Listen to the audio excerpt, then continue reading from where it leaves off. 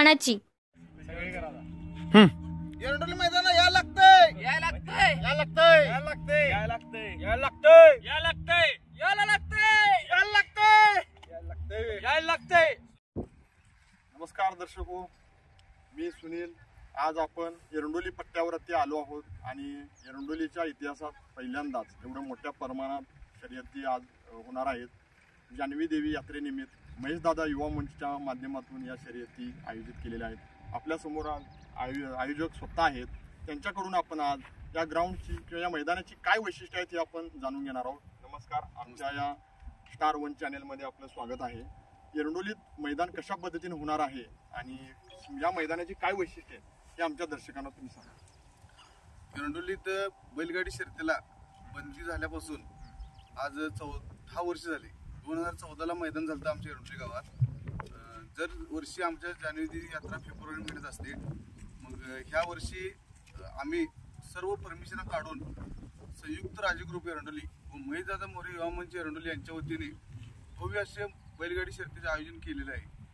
ह्या मैदानासाठी आमचे सर्व एरवश्या शासनाच्या नियमानुसार हे मैदान होणार आहे. रास्त होणार आहे. विना काठी, विना लाठी, विना बॅटरी, मेजॉरिटी मैदान, बिन मेजॉरिटीचे मैदान होणार आहे.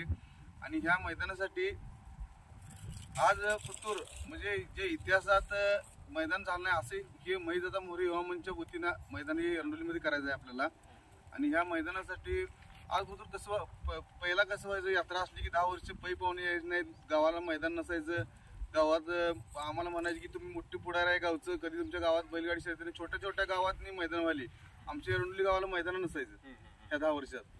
आणि मग ह्या टायमाला आम्ही दादाशनी देऊन महेशदाशनी देऊन सांगून आम्ही सगळेजण पोरं बसलो. आम्ही म्हटलं ह्या पोट्या आपण एरंडोलीला मैदान घ्यायचंच. म्हटलं काय वाटतं ते मोठं मैदान घ्यायचं, रितसर परमिशन काढायची, प्रांतसाहेबांची परमिशन, प्रत्येक सगळे एनओच्या पोलीस स्टेशन असू दे, सार्वजनिक बांधकाम खाता असू दे, नंतर आरोग्य खाता असू दे, सगळ्यांच्या परमिशन घेऊन सगळ्यांच्या माध्यमातून हे मैदान ह्या ठिकाणी घेण्यात आले. तुमच्यासाठी माझा दुसरा प्रश्न आहे की आज शर्यत शौकीन जे आहेत ते हरण्या बैलावर आणि हेलिकॉप्टर बैजावर प्रेम करतात.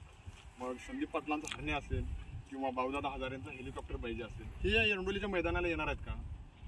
आम्ही सर्वांनी सगळ्यांनी सांगितलेलं आहे. सगळ्यांनी आम्हाला कोल्हापूरचे संदीप पाटील हरण्याचे मालक यांनी आम्हाला सांगितलं तुमच्या एरंडोलीच्या मैदानाला आम्ही येतो.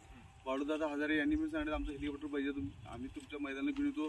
तसेच निशिका महेश बोंद्रे सरकार हरिपूरचे त्यांचा पण बुलेट सेवा येणार आहे. तसेच प्रमुख स्वराज यांचा वशा पण बैल हा येणार आहे. सर्व नंतर आमच्या बेडेकचे श्रीकांत कंगोनी यांचा बी शंभू या मैदानामध्ये पाळणार आहे.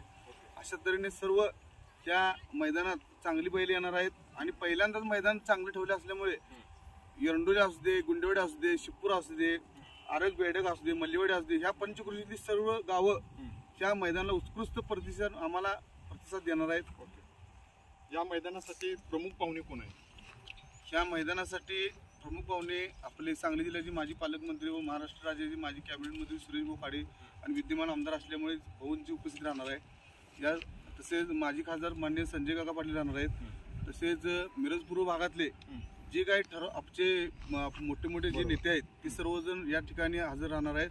त्यांचा ह्या ठिकाणी महेशदादा मोरे युवा मंच व संयुक्त राजे ग्रुप यांच्या वतीने भव्य असा नागरिक सत्कार करून ह्या ठिकाणी व्यवस्थित हे मैदान पार पाडण्यात येणार आहे. बंडांना हे मैदान कधी आणि वेळ हे दर्शकांना आमच्या सांगा. हे मैदान शुक्रवारी दिनांक 14/2/2025 रोजी सकाळी 9 वाजल्यापासून हे मैदान सुरू होणार आहे. आणि फायनलचा गट सुटायला 12:30 वाजेपर्यंत मैदान हे